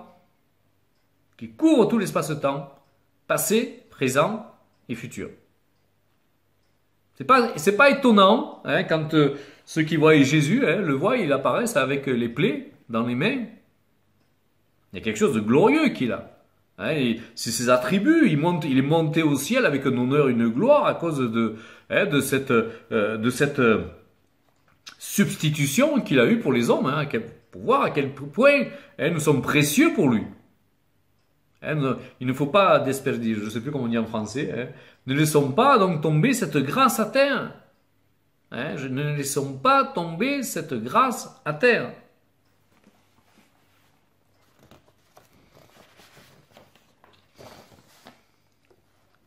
Alors Jésus, notre substitut, qui est jugé à notre place. Hein, comme ça peut paraître injuste. Hein. C'est toi qui voles et qui tues, et c'est le voisin qui meurt à ta place. Hein. Il est envoyé en prison, hein, et c'est lui qui meurt. Voilà. Hein, c'est lui qu'on décapite. Hein. Donc on s'aperçoit quand même qu'il y a une injustice, mais on est bien content hein, que cette injustice nous fasse rentrer, nous, dans la justice de Dieu. Hein, dans la justice de Dieu.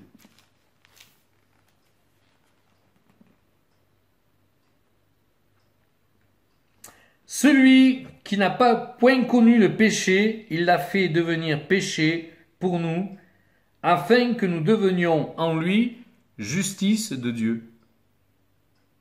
Et je dirais que Jésus a vécu hein, les tourments et les souffrances du pécheur sans jamais pécher. Sans jamais pécher. Il est resté immaculé et sans tache. Et donc ce passage c'est 2 Corinthiens 5, 21. Celui qui n'a point connu le péché, il l'a fait devenir péché pour nous, afin que nous devenions en lui justice de Dieu. C'est magnifique, hein?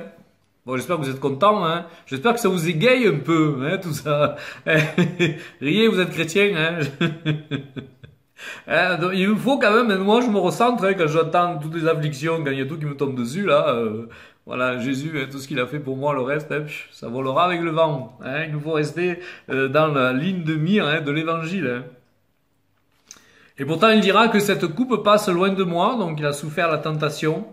Et pourtant, il est venu pour cela. Nous dit Jean 12, 27. Je suis venu pour cela. Il est venu pour notre justification. Et il y avait besoin d'une mort et d'un sacrifice de sang pour cela. Et donc, c'est la coupe de la colère de Dieu. Jérémie 25, 15. Tiens, je vais le lire. Jérémie 25, 15, si je le trouve rapidement. Car ainsi m'a parlé l'Éternel, le Dieu d'Israël. Prends de ma main cette coupe remplie du vin de ma colère. Et fais-le boire à toutes les nations vers lesquelles je t'enverrai. Hein, vous ne pas tomber sous la colère de Dieu. Hein. Hein, vous mettre bien copain avec. Hein. Entretenons l'amitié hein, avec le Seigneur. Hein, entretenons l'amitié avec le Seigneur. Donc voilà, c'est la coupe de la colère de Dieu. Dans le psaume 102, 10. Ah, comme c'est beau. Hein. Psaume 102, 10. À cause de ton indignation et de ta colère, car tu m'as élevé haut et tu m'as jeté en bas. Tu m'as élevé haut et tu m'as jeté en bas, un psaume prophétique donc. Hein. Et donc là, il a vécu hein, ce qui nous était destiné, car le salaire du péché, c'est la mort. Et donc il a vécu ce salaire hein, que nous aurions dû nous aussi vivre.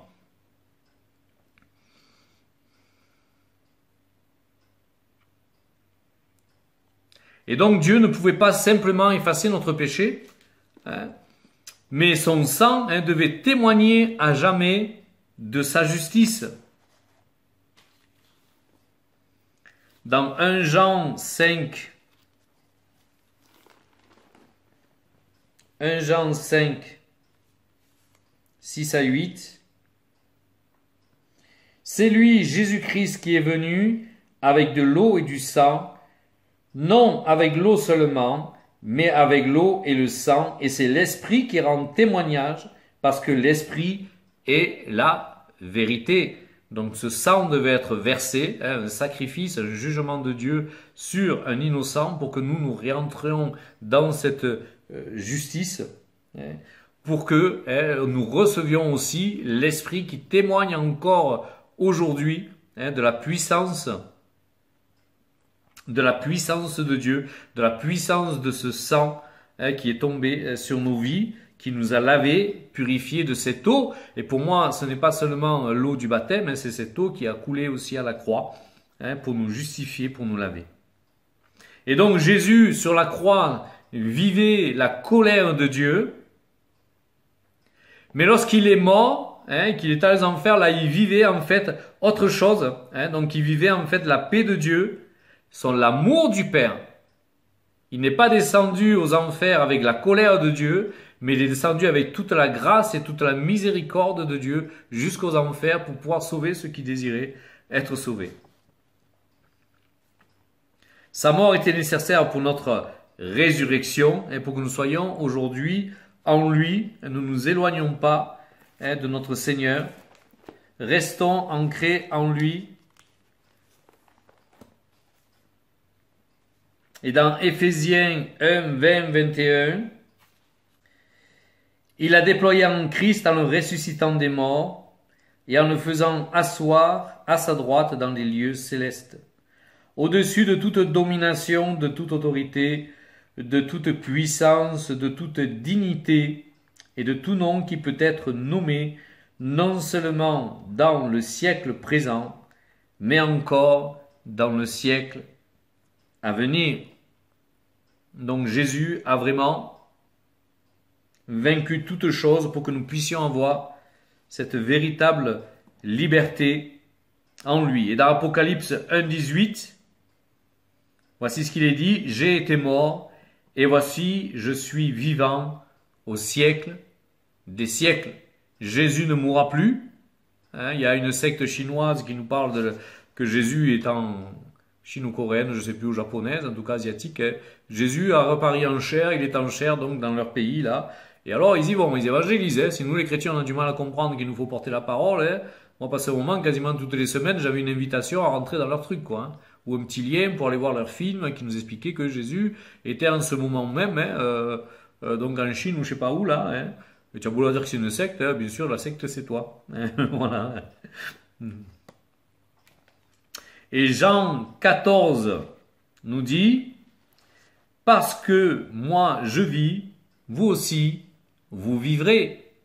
On ne te pose pas de questions sur ton salut. Si tu acceptes Jésus, tu marches dans ses voies, tu vivras toi aussi. Et la mort n'est qu'un passage. La mort n'est qu'un un saut. Tu sautes quelque part. Mais en tout cas, la mort est là pour te faire accéder à quelque chose de plus grand avec Dieu. Alors maintenant encore, on peut se dire, oui, mais ça, bien sûr, donc maintenant dans la vie, on passe pas en jugement, Jésus est mort pour nous, il a tout fait, et donc, cool Raoul. Selon l'expression du Sud, cool Raoul. Non, pas du tout. On s'aperçoit qu'il y a parfois un jugement qui peut tomber de la part de Dieu sur les chrétiens. Moi j'ai entendu des témoignages, et puis il m'a donné des témoignages, où les gars sont tombés raides morts devant lui. Donc, et c'était des chrétiens. J'en ai connu d'autres, un pasteur sur Arles, pareil. Il y a deux gars, ils faisaient la misère, et au bout d'un temps, pauvre, ils sont morts tous les deux en même temps d'une crise cardiaque. Dans l'assemblée, ça a bâillonné tout le monde, ils ont compris. Il y avait un jugement de Dieu qui était venu à ce moment-là. Alors maintenant encore, pour le chrétien, la mort et le péché sont liés. Acte 5, à partir du verset 3, on se souvient de l'histoire de Ananias et Saphira. C'est bien le Nouveau Testament. Il y a bien la puissance de Dieu qui est là, le Saint-Esprit. On rentre dans le temps de la grâce, mais comme je disais, la limite de la grâce, il y en a une. Hein. S'il n'y aurait pas de limite à la grâce, il n'y aurait personne en enfer. Donc on s'aperçoit là que la grâce stop. Hein? 1 Corinthiens 5,5, Paul parle de livrer quelqu'un à Satan pour la destruction de son corps. Moi, je n'oserais jamais faire un truc pareil. Il parle d'un chrétien là. Hein? 1 Corinthiens 5,5. Moi, jamais de ma vie, je me verrais faire une prière pareille. Alors peut-être qu'il a compris quelque chose que j'ai pas compris. Hein, mais on s'aperçoit que Paul, hein, qui nous parle de la grâce, hein, qui nous parle de l'amour, hein, qui nous parle de toutes ces choses-là, hein, il parle de livrer quelqu'un, d'accord, à la destruction. Et 1 Jean 5, versets 16-17, Jean parle du péché de la mort qui conduit à la mort. 1 Jean 5, 16, 17. Hein, comme quoi, il y a des péchés qui conduisent à la mort. Donc, c'est encore d'actualité. C'est encore d'actualité. Donc, il nous faut veiller sur nos cœurs, sur nos pensées. On est tous, hein, même de tomber, et à même de marcher à côté de la plaque. Hein. Moi, je me sens pas au-dessus des autres. Hein. Je veille. Hein. Je veille autour de moi. Je veille à mes relations. Je veille à mon cœur. Qu'est-ce que me dit le Seigneur? Je veille. Mais veiller, ça ne veut pas dire t'endormir. Hein, veiller, c'est de faire attention à ce que le Seigneur te dit au travers de sa parole et au travers de l'écoute de son Saint-Esprit. Alors, 1 Jean 5, 16, 17. Si quelqu'un voit son frère commettre un péché qui ne mène point à la mort, qu'il prie. Donc, il y a des péchés qui ne mènent pas à la mort. Hein. Et Dieu donnera la vie à ce frère. Alors, bien sûr, tu ne mènes pas à la mort, hein, tu ne vas pas mourir. Mais il y a quand même quelque chose qui est là, une coupure dans la relation avec Dieu. Et Dieu donnera la vie à ce frère. Donc s'il donne la vie, c'est qu'il a perdu. Hein. Il était dans une instance de mort. Même si ce n'est pas une mort physique, il y a une mort spirituelle qui était là. Hein.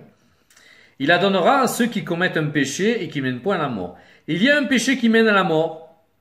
Mais ce n'est pas pour ce péché-là que je dis de prier. Toute iniquité est un péché, et il y a tel péché qui ne mène point à la mort. Donc, on s'aperçoit qu'il y en a bien qui mènent à la mort. Donc, nous ne croyons pas au-dessus de dire, voilà, écoute, la grâce, on continue. Non, c'est pas comme ça que ça fonctionne. Hein. C'est pas comme ça que ça fonctionne et ça fait partie de l'honneur, ça fait partie du respect, de la crainte. Hein. La crainte, c'est pas une peur, mais ça fait partie de la crainte qu'on doit avoir envers le Seigneur que de marcher. Hein, c'est quelque part, c'est ça. Hein. Comment est-ce que vous reconnaîtrez que vous m'aimez quand vous gardez mes commandements? Du moment que tu ne gardes pas les commandements, c'est que tu t'aimes plus toi que lui, ou tu aimes plus le péché que lui. Et on est tous à même de vivre des choses comme ça si on ne veille pas. Alors 2 Corinthiens 5, 14, 15. On va finir avec ce verset. Car l'amour de Christ, 2 Corinthiens 14, 15, nous presse parce que nous estimons que si un seul est mort pour tous, tous sont donc morts. Et qu'il est mort pour tous afin que ceux qui vivent ne vivent plus pour eux-mêmes, mais pour celui qui est mort et ressuscité pour eux. Donc tu ne vis plus pour toi, tu ne t'appartiens plus. Alors parfois, c'est des jolies phrases quand on répète, mais le moment venu, quand il faut faire les choix, est-ce qu'on vit vraiment pour Christ voilà, je pense qu'on est tous dans le dilemme de notre chair qui est là, où on a parfois bataillé avec des choses qu'on ne voulait pas lâcher, ou qu'on ne comprenait pas, ou on ne savait pas comment sortir de la situation. Parfois on aime Dieu profondément, mais on ne sait pas comment sortir de la situation. Alors bien sûr, il nous faut être radical. Moi quand j'ai compris que Dieu avait toujours raison, c'est allé beaucoup mieux dans ma vie. Donc fais ça, je le fais. Va là-bas, j'y vais. Reste ici, je reste ici. Je ne cherche pas à conduire les choses par ma pensée franco-humaniste. Dieu dit, tu fais. Mais la Bible, c'est une bonne recette de cuisine. Si tu veux faire un gâteau yaourt, prends 3 œufs, 3 yaourts, 3... vous connaissez mieux la recette que moi, 3 verres d'huile, voilà, mettez au four, 500 grammes de... Correct, elle sait que c'est ça, 500 grammes de sucre, tu mets au four, voilà. Il te sort un gâteau, il ne te sortira pas une meringue. Hein, il ne te sortira pas un clafoutis aux poires, c'est pas possible. Hein. Il ne sortira pas un pâté aux truffes, non, c'est pas possible. Et la Bible, c'est ça, si tu mets en pratique, ben, tu auras le bon gâteau à la sortie. Hein. C'est le b.a.-ba. Des fois, la Bible, c'est très simple. Hein. Moi, je vois des fois, on est très spirituel. Moi, des fois, je me parle, je comprends rien ce qu'ils m'ont dit. Quoi. Je dis, non, mais atterris là, qu'est-ce que tu veux me dire en français moyen? Parce que la Bible, c'est ça, c'est qu'une question hein, de bon... ça t'amène à une bonne logique, à un bon raisonnement. Celui de la Bible. Il n'y a pas besoin de t'enfuir sur des sphères spirituelles tellement hautes que même Dieu ne te comprend pas quand tu parles. Hein. Et à un moment donné, mets-toi à la portée de Dieu quand tu parles. Ouais, j'ai envie de dire quelque part. Hein, mais Dieu nous entraîne hein, à vivre, à rétablir un peu tout ce qui est là. Hein. Moi, j'étais tellement confus quand je suis venu au Seigneur. 2 et 2, je ne savais pas que ça faisait 4. J'avais 27 ans. Pour vous dire la confusion qu'il y avait là-dedans, quoi. Maintenant, je sais que ça fait 8, 2 et 2. Hein. Donc, je vais beaucoup mieux. Hein. Mais donc, vraiment, le Seigneur nous change, heureusement. Mais il nous faut vraiment lire la parole, s'en imprégner et laisser Dieu nous changer. C'est pas nous qui avons raison, c'est lui. Hein. Du moment que tu veux changer Dieu, tu te fais une idole. Tu n'es pas mieux que ceux que tu regardes en pointant du doigt en disant « Ah, mais là, il y a une statue d'un tel. » Mais toi, tu te fais ta statue, c'est toi. Hein. C'est toi, tu es ta propre statue. Tu veux changer Dieu à ton image. Ça marche pas. Alors, j'en étais où? 2 Corinthiens 5, 14, 17. 14, 15. Je recommence parce que je me suis perdu. Ok, 2 Corinthiens 5, 14, 15. Car l'amour de Christ nous presse. Il nous presse cet amour. Hein. Hein, il nous presse. Hein. C'est pas comme si tu reçois des lettres anonymes hein, par la poste. Oui, je t'aime, mais j'ose pas te dire mon nom. Non, il te dit c'est moi, je t'aime. Hein, voilà, hein, c'est pas des bouquets de fleurs que tu reçois. Qui m'a envoyé ce bouquet de fleurs? Non, il t'aime, il t'a tout donné. Hein. Car l'amour de Christ nous presse parce que nous estimons que si un seul est mort pour tous, tous donc sont morts. Et qu'il est mort pour tous afin que ceux qui vivent ne vivent plus pour eux-mêmes, mais pour celui qui est mort et ressuscité pour eux. C'est beau, hein? C'est beau, hein? Je crois qu'au ciel, on regrettera tous de ne pas avoir été assez impliqués pour le Seigneur. Moi, je crois, hein. Des fois, l'hésitation, on a un peu essayé de baratiner le Seigneur. Hein. Tu peux discuter avec lui, c'est ça qui est beau aussi. Hein, tu le vois dans la Bible, hein. Il donne des décrets et que les gens, oh Seigneur, je t'en prie. Et hop, Dieu change. Hein, tu vois par exemple Akab, qui était marié avec Jézabel. Hein. Tu t'aperçois que le gars, il s'humilie et qu'il envoie le prophète, il dit non, tu ne mourras pas. Tu te dis, mais un gars comme ça, mais j'ai envoyé un éclair, mais le plus gros que jamais j'ai pu fabriquer dans le ciel. Mais non, Dieu patiente et change encore les choses. Hein, donc voilà, restons de cœur à cœur avec Dieu, en sachant que bien sûr il est amour, en sachant bien sûr qu'il patiente avec nous, mais que ce ne soit pas un abus de notre part, parce que la patience de Dieu a une limite aussi. Et on est tous dans ces choses-là, et heureusement qu'il patiente avec nous. Moi je crois qu'il n'y aurait personne au ciel, hein, s'il ne patienterait pas avec nous. Hein, je crois qu'il a compris depuis longtemps. Et donc, ayons toujours la pensée que Dieu s'est fait justice pour nous. Que le diable ne vienne pas t'accabler dans tes pensées. Tu as perdu. Moi, je connais une personne qui faisait 15 ans qu'elle vivait dans des tourments parce qu'elle croyait avoir offensé le Saint-Esprit et que jamais de sa vie elle irait au ciel. Mais le diable, combien pendant 15 ans, il a tourmenté. Donc vous êtes sauvés. Il est venu exprès pour ça. Il n'est pas venu pour autre chose. Hein. Il est venu exprès pour toi. Il est venu exprès pour toi. Même si pour nous, c'est quelque chose d'incompréhensible, hein, on est tout petit et tout fragile. Hein, une grippe, ça te laisse 15 jours couché. Hein. Donc on se sent bien fragile, hein, inutile. Hein, et pourtant, il est venu pour nous. Il y a quelque chose d'immortel en nous, hein, qui est notre âme, hein, et qu'il veut amener avec lui au ciel.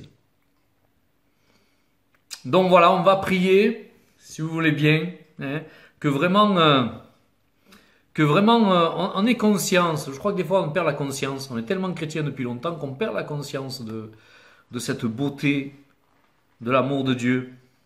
On perd la conscience de cette, on perd la fraîcheur de la révélation de Jésus-Christ. On perd cette fraîcheur. C'est tellement venu, comme quand on bénit le repas. Oh, Seigneur, tu bénis ce repas. Ciao, à ce soir. Non. Et des fois, on est dans une routine de prière où on perd cette beauté de ce Dieu si grand, si merveilleux qui nous a touchés un jour qui est venu nous chercher dans notre désarroi, dans notre petitesse, hein, dans notre vie médiocre et misérable, en tout cas c'est la mienne, hein, et qui nous a relevés, hein, qui nous a touchés, nous a donné l'éternité et de vivre déjà sur cette terre, cette relation et cet amour avec lui. Alors, GP, on va peut-être pas discuter maintenant parce qu'on va prendre la Sainte Seine, hein, mais si tu veux on s'appelle plus tard. Et ou après la Sainte Seine, on peut en parler si quelqu'un, si des personnes ont des questions et que je peux répondre. Ne me posez pas des questions trop difficiles, s'il vous plaît. Hein. Voilà, des questions que je puisse répondre. Voilà. Hein. Alors on va prier, puis tu sais quoi, Janine, peut-être tu vas présenter la Sainte Seine maintenant. Et ensuite on va prier, hein, ceux qui ont envie qu'on prie pour eux ou ceux qui ont envie de prier, tout simplement. Hein. Voilà, on va laisser notre cœur parler, hein, dans tout cela. C'est OK? Alors je te laisse la main, Janine. Amen. Seigneur, nous te rendons grâce pour toutes les paroles de vie que nous venons d'entendre. Nous te rendons grâce, Seigneur, pour tout ce que tu as accompli pour nous, par amour gratuit. Et nous te bénissons, Seigneur. Et Seigneur, si nous sommes là ce matin, c'est que nous sommes réunis pour te rendre toute la gloire qui t'est due. Car comme il a été dit à maintes reprises ce matin, tu nous as rachetés.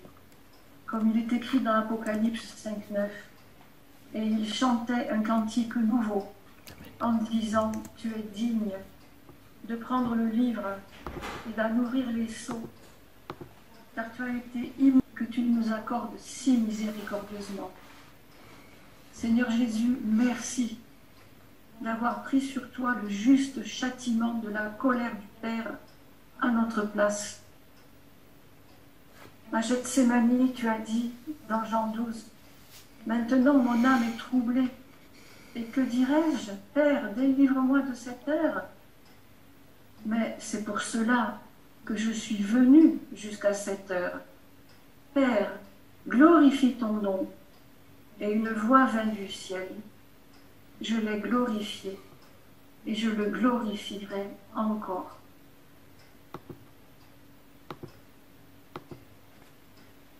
Seigneur, merci. Alors Seigneur, nous avons eu le temps ce matin de recevoir ta parole et de nous examiner. Seigneur, maintenant nous voici pour faire mémoire de toi. Et nos cœurs sont prêts à recevoir de toi ta vie qui nous a été donnée. Et tu nous dis en Jean 6, 53, 58, en vérité, je vous le dis, si vous ne mangez la chair du Fils de l'homme, et si vous ne buvez son sang, vous n'avez point la vie en vous-même. Celui qui mange ma chair et qui boit mon sang a la vie éternelle, et je le ressusciterai au dernier jour. Car ma chair est vraiment une nourriture, et mon sang est vraiment un breuvage.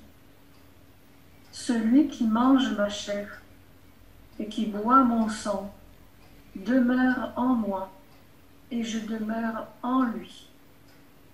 Comme le Père qui est vivant m'a envoyé, et que je vis par le Père, ainsi celui qui me mange vivra par moi. C'est ici le pain qui est descendu du ciel. Il n'en est pas comme de vos pères qui ont mangé la manne et qui sont morts. Celui qui mange ce pain vivra éternellement. Alors Seigneur, nous voulons vraiment dignement, en prenant conscience du sacrifice qui nous vaut librement consenti la vie, parce que nous croyons en toi et que nous te remettons nos vies. Nous voulons communier à ton corps, Seigneur, et à ton sang. Amen.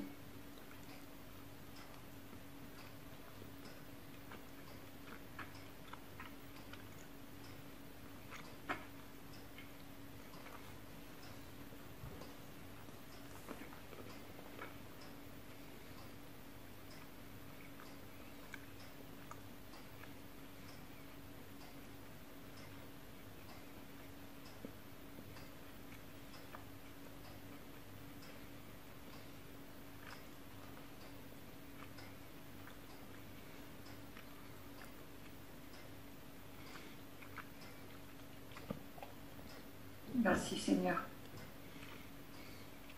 Merci pour ton corps brisé pour nos péchés, Seigneur.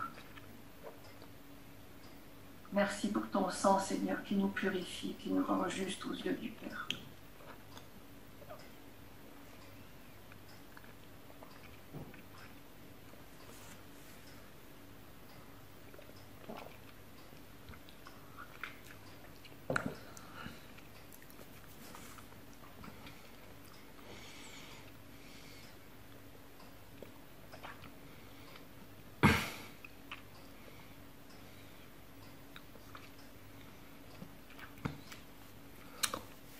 Merci, Seigneur. Ô Père, toute guérison en nous, Seigneur. Rendons grâce.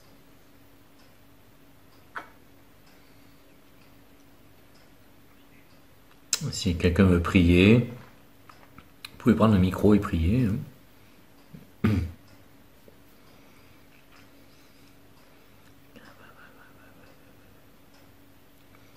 Merci Jésus.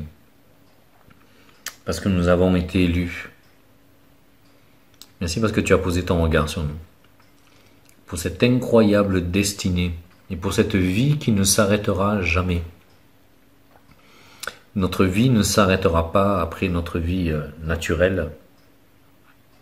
Elle va continuer, c'est une continuité, elle va continuer. C'est une continuité, Seigneur, dans l'éternité. Et je te remercie, Seigneur, pour ta grâce. Et pour le fait, Seigneur, que tu ne détournes pas ton regard de nous. Tu n'as pas honte de nous. Tu n'as pas honte de nous avoir appelés tes fils et tes filles. Merci, Seigneur. Rien ne méritait une telle grâce, un tel amour de ta part. Ton amour, Seigneur, reste incompréhensible pour nous. Et ce mot amour, Seigneur, nous y mettons souvent une connaissance bien limitée. Mais toi, ô Dieu, tu n'es pas limité justement dans cet amour et tu désires le déverser toujours plus grandement dans nos cœurs. Et nous te demandons, Seigneur,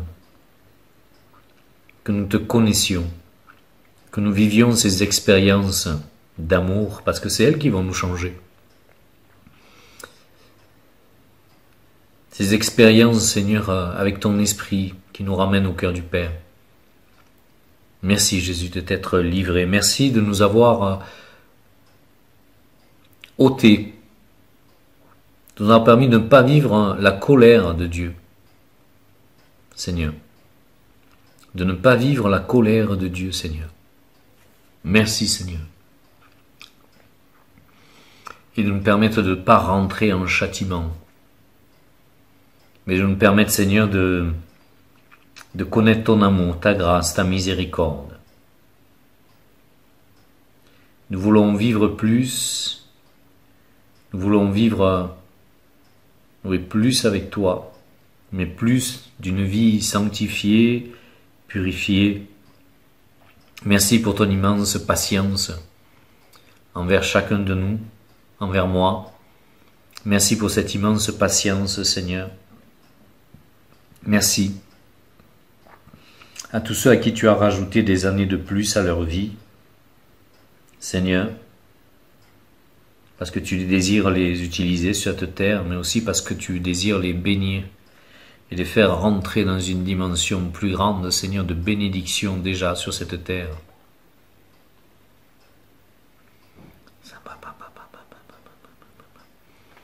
Merci mon Dieu. Merci Seigneur. Merci Papa. Je te rends grâce pour cet amour, Seigneur, que tu veux nous déverser, malgré la sécheresse de nos cœurs. Seigneur, merci parce que tu nous appelles à recevoir ta parole avec simplicité, avec un cœur d'enfant. Tu es si simple, Seigneur. Tu ne demandes rien, rien d'autre que la confiance. Tu nous as donné une foi, Seigneur, sans mesure. Et c'est ta foi, Seigneur, qui peut déraciner des montagnes. Seigneur, si notre cœur est tourné vers toi, disposé, tu es prêt à nous utiliser, Seigneur, pour ta gloire. Tu nous as tout donné à la croix. Tu nous as élevés, nous sommes assis dans les lieux célestes. Nous devons regarder les choses d'en haut et marcher dans ta vie. Oh Seigneur, le passé est passé, tu l'as oublié. Tu nous dis sans cesse, je suis. Tu veux nous voir marcher sur cette route que tu éclaires, Seigneur, pour amener ton royaume sur cette terre. Seigneur, merci de la radicalité de l'Évangile à laquelle tu nous appelles. Merci de briser à tout jamais ces pieux qui nous font tourner sans cesse dans des soi-disant déserts, alors que toi, tu es la source d'eau vive qui fait refleurir de façon magnifique nos champs, là où tu nous as plantés. Seigneur, reçois nos vies, reçois notre adoration. Seigneur, rends-nous collés à ce rocher comme des arapèdes et qu'aucune vague de tempête déchaînée ne puisse le submerger et ne puisse décrocher. Seigneur, merci de ce que nos cœurs désirent être réfugiés en toi. Pardon pour le manque d'intimité, tu me le rappelles encore ce matin, Seigneur. Merci pour ta patience infinie. Amen. Amen.